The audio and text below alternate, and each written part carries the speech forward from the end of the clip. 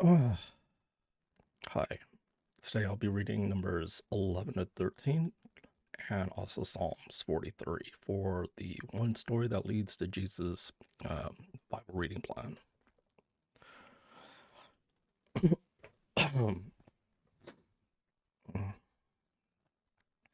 Have you ever given your entire soul to something? Translators often use soul for the Hebrew word nephesh, which can refer to a person's whole self. As you learn in the video, humans are supposed to love God with all their nephesh. But in today's reading, we see that Israelites turn away from God and start grumbling with all their nephesh. It feels like Israel barely makes it off Mount Sinai before their groaning starts up again.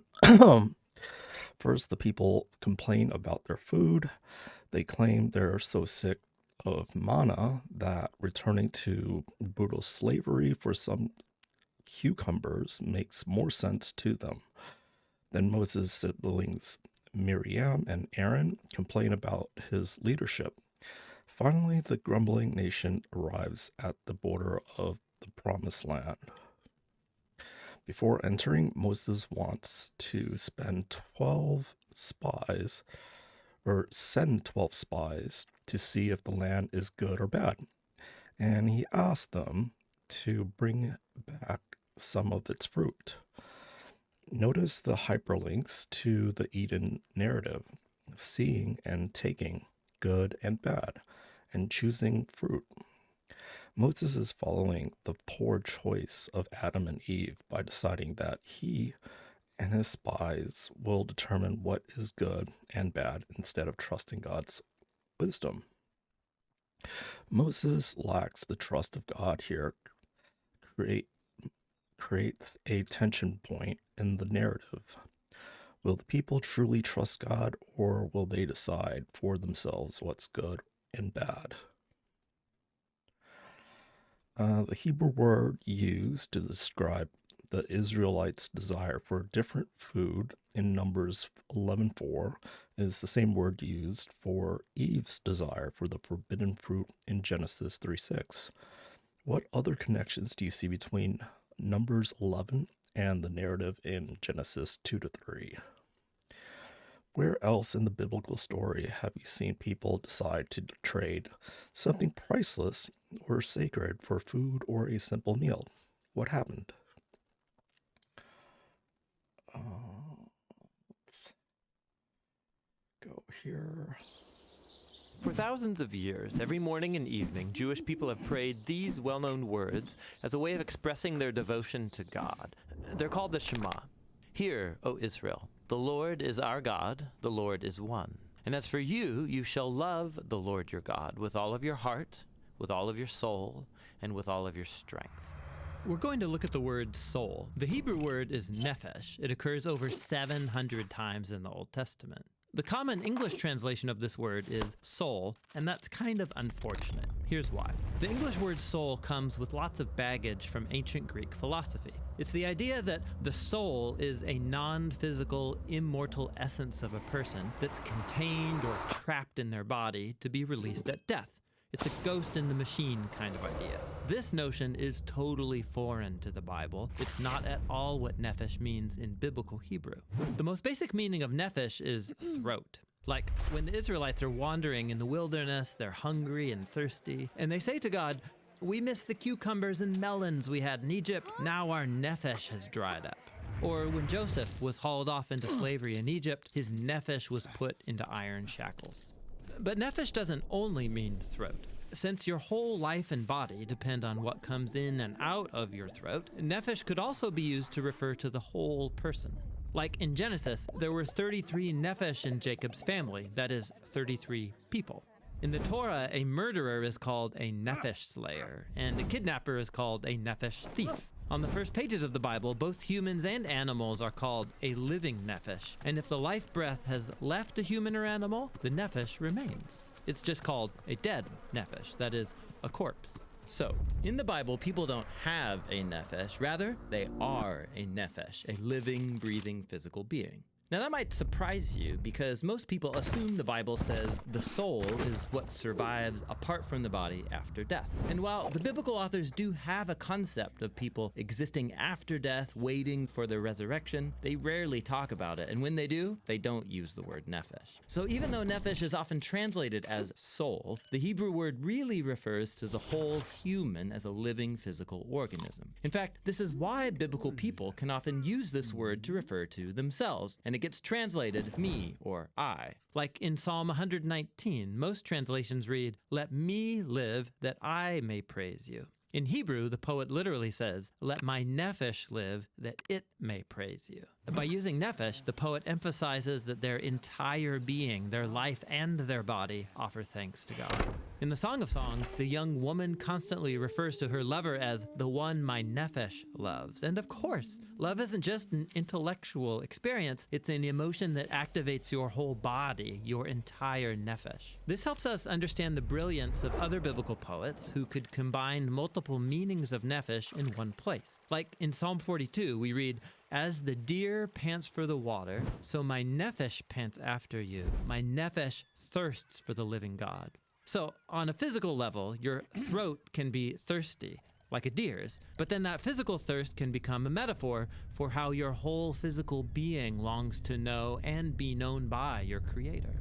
Which brings us all the way back to the Shema. To love God with all of your nephesh means to devote your whole physical existence to your Creator, the one who granted us these amazing bodies in the first place. It's about offering your entire being with all of its capabilities and limitations in the effort to love God and to love your neighbor as yourself. And that's the Hebrew word for soul.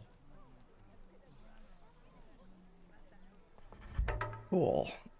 Speaking of nephesh, my nephesh Hey is there, not thanks for feeling too watching this great Bible today. Project Word Study video. Feels kind of buggy.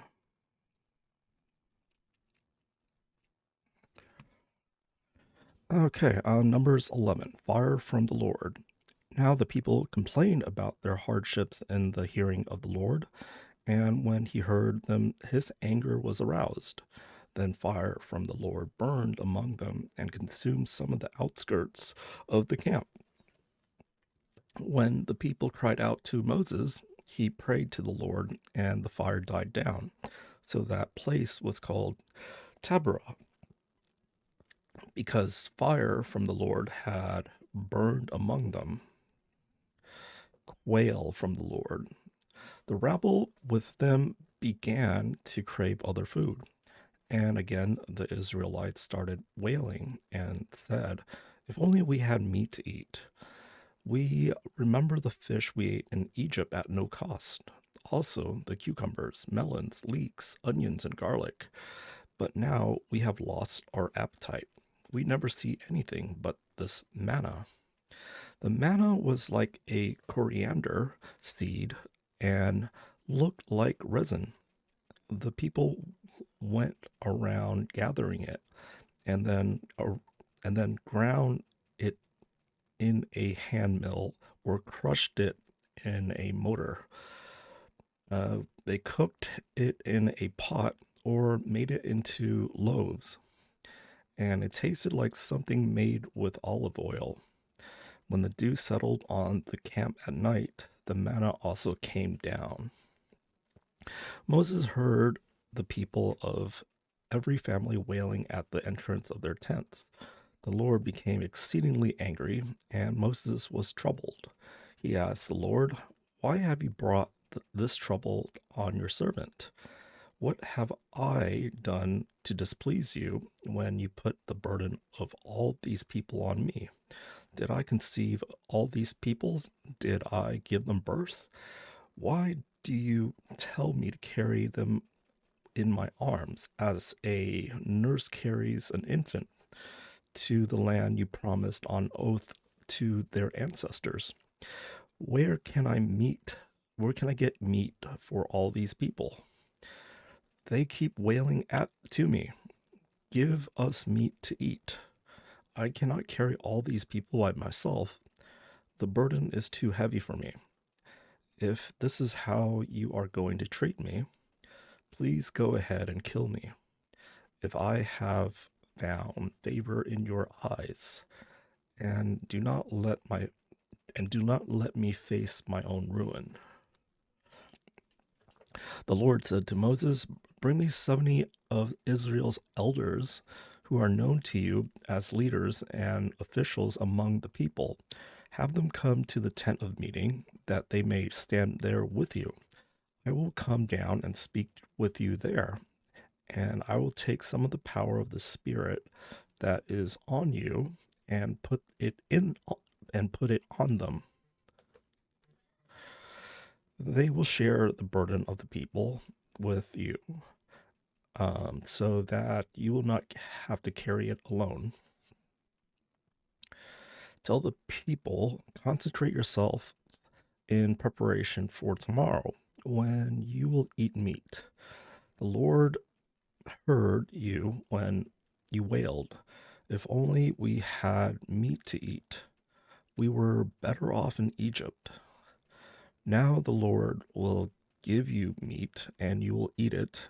You will not eat it for just 1 day, or 2 days, or 5, 10, or 20 days, but for a whole month, until it comes out of your nostrils, and you loathe it, because you have rejected the Lord who is among you, and have wailed before him, saying, why did we ever leave Egypt? But Moses said, here I am among 600,000 men on foot, and you say, I will give them meat to eat for a whole month. Would they have enough if flocks and herds were slaughtered for them? Would they have enough if all the fish in the sea were caught for them? The Lord answered Moses, is the Lord's arm too short? Now you will see whether or not that I say will come true for you. So Moses went out and told the people what the Lord had said. He brought together 70 of their elders and had them stand around the tent. Then the Lord came down in the cloud and spoke with him, and he took some of the power of the Spirit that was on him and put it on the 70 elders. When the Spirit rested on them, they prophesied, but did not do so again. However, 2 men whose names were Eldad and Medad had remained in the camp. They were listed among the elders, but did not go out to the tent. Yet the Spirit also rested on them, and they prophesied in the camp. And a young man ran and told Moses, Eldad and Medad are prophesying in the camp. Joshua, son of Nun, who had been Moses' aide since youth, spoke up and said, Moses, my Lord, stop them. But Moses replied, are you jealous for my sake?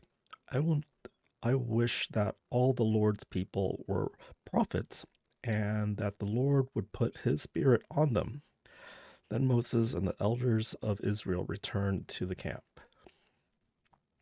Now a wind went out from the Lord and drove quail in from the sea.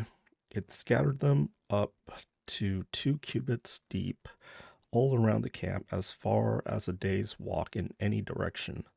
All that day and night, and all the next day, the people went out and gathered quail. No one gathered less than 10 homers. Then they spread them out all around the camp. But while the meat was still between their teeth, and before it could be consumed, the anger of the Lord burned against the people, and he struck them with a severe plague. Therefore, the place was named Kibroth Hattaavah, because there they buried the people who had craved other food. From Kibroth Hattaavah, the people traveled to Hazeroth and stayed there. All right, there's a little section here I'll read. Could the Israelites really have captured so many quails?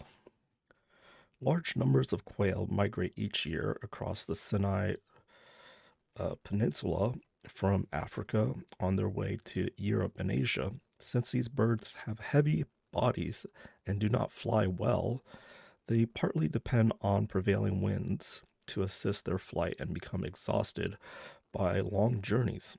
During the 1900s, Arabs living in northern Sinai used nets to catch between 1 and 2 million low flying quail.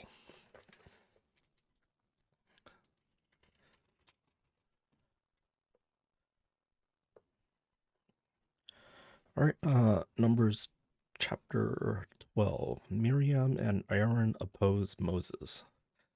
Miriam and Aaron began to talk against Moses because of his Cushite wife, for he had married a Cushite. Has the Lord spoken only through Moses? They asked. Hasn't he also spoken through us? And the Lord heard this.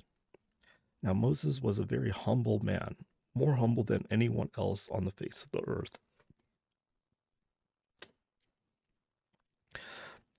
At once the Lord said to Moses, Aaron and Miriam, come out to the tent of meeting, all three of you. So the three of them went out. Then the Lord came down in a pillar of cloud. He stood at the entrance to the tent and summoned Aaron and Miriam, who, when the two of them stepped forward, he said, listen to my words. When there is a prophet among you, I, the Lord, reveal myself to them in visions. I speak to them in dreams. But this is not true of my servant Moses. He is faithful in all my house. With him I speak face to face, clearly and not in riddles. He sees the form of the Lord. Why then were you not afraid to speak against my servant Moses? The anger of the Lord burned against them, and he left them. When the cloud lifted from above the tent, Miriam's skin was leprous. It became as white as snow. Aaron turned toward her and saw that she had a defiling skin disease. And he said to Moses, please, my Lord, I ask you not to hold against us the sin we have so foolishly committed. Do not let her be like a stillborn infant coming from its mother's womb, with its flesh half eaten away. So Moses cried out to the Lord, please, God, heal her. The Lord replied to Moses, if her father had spit in her face, would she not have been in disgrace for 7 days? Confine her outside the camp for 7 days. After that, she can be brought back. So Miriam was confined outside the camp for 7 days, and the people did not move on till she was brought back. After that, the people left Hazeroth and encamped in the desert of Paran.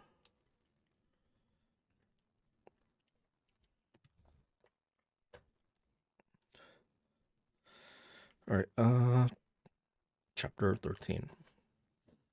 Exploring Canaan.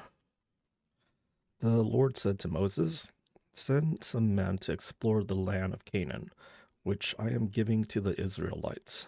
From each ancestral tribe, send one of its leaders. So at the Lord's command, Moses sent them out from the desert of Paran. All of them were leaders of the Israelites. These were their names. From the tribe of Reuben, Shammua, son of Zakur. From the tribe of Simeon, Shaphat, son of Hori. From the tribe of Judah, Caleb, son of Jephunneh. From the tribe of Issachar, Eagle, son of Joseph. From the tribe of Ephraim, Hoshea, son of Nun. From the tribe of Benjamin, Palti, son of Raphu. From the tribe of Zebulun, Gadiel, son of Sodi. From the tribe of Manasseh, a tribe of Joseph, Gadi, son of Susi. From the tribe of Dan, Amiel, son of Jermali. From the tribe of Asher, Sithar, son of Michael. From the tribe of Naphtali, Nabi, son of Vof. This is difficult. Vopsi. From the tribe of Gad, Geuel, son of Maki.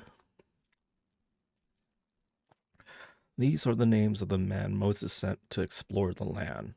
Moses gave Hosea, son of Nun, the name Joshua. When Moses sent them to explore Canaan, he said, "Go up through the Negev and on into the hill country.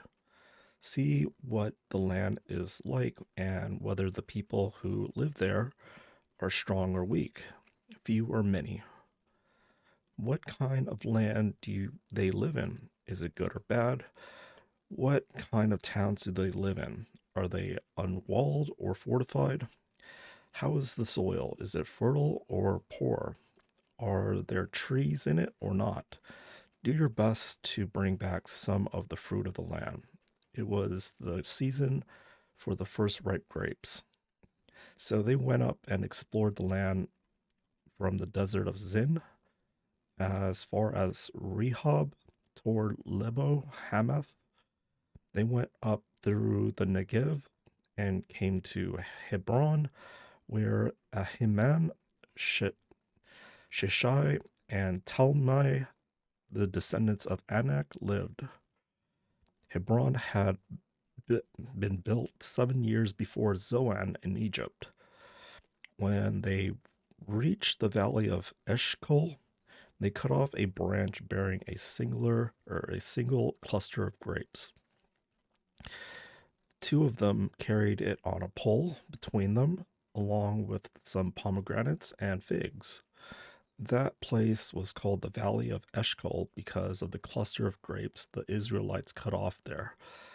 And the end of 40 days, they returned from exploring the land. Report on exploration.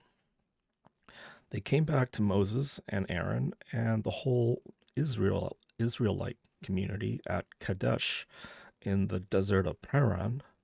There they reported to them and to the whole assembly and showed them the fruit of the land.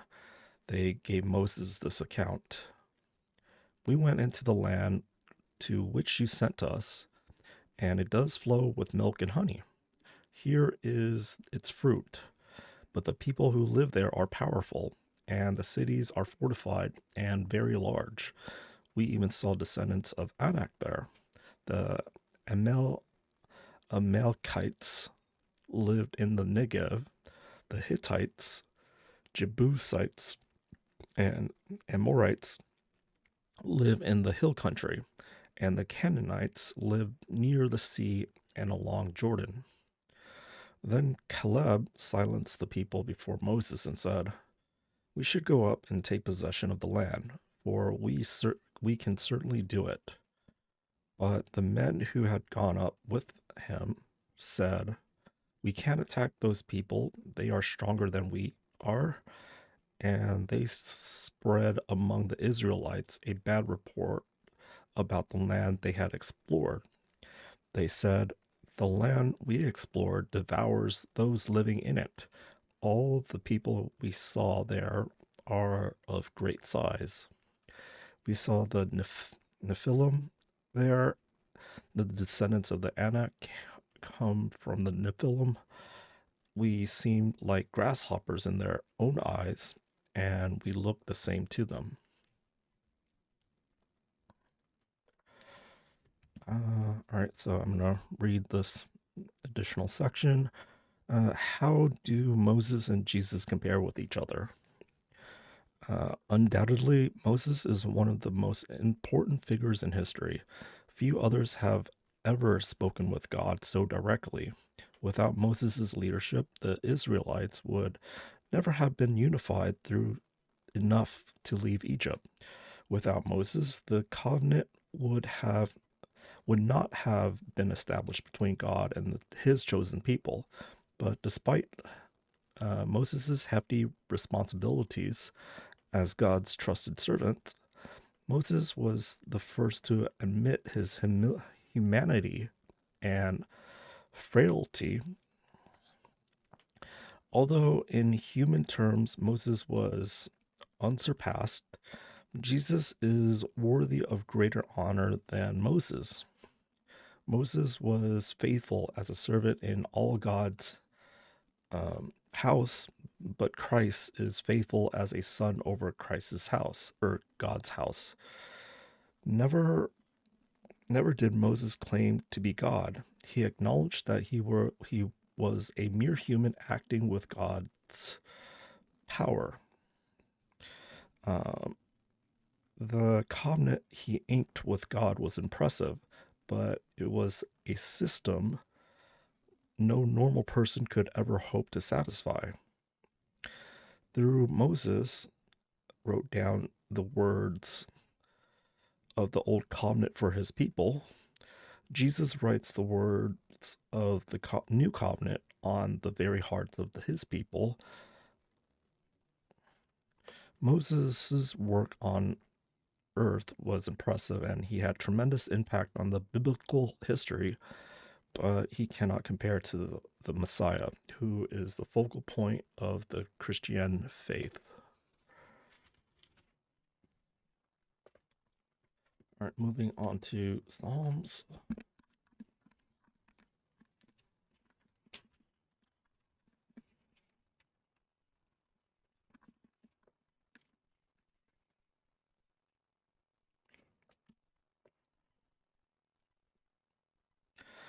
All right, Psalms 43. Vindicate me, my God, and plead my cause against an unfaithful nation. Rescue me from those who are deceitful and wicked. You are God, my stronghold. Why have you rejected me? Why must I go about mourning, oppressed by the enemy? Send me your light and your faithful care. Let them lead me. Let them bring me to your holy mountain, to the place where you dwell. Then I will go to the altar of God, to God my joy and my delight. I will praise you with the lyre. O God, or O God, my God. Why, my soul, are you downcast? Why so disturbed within me? Put your hope in God, for I will yet praise him, my Savior and my God. That's it for day 43 of this plan. Cheers.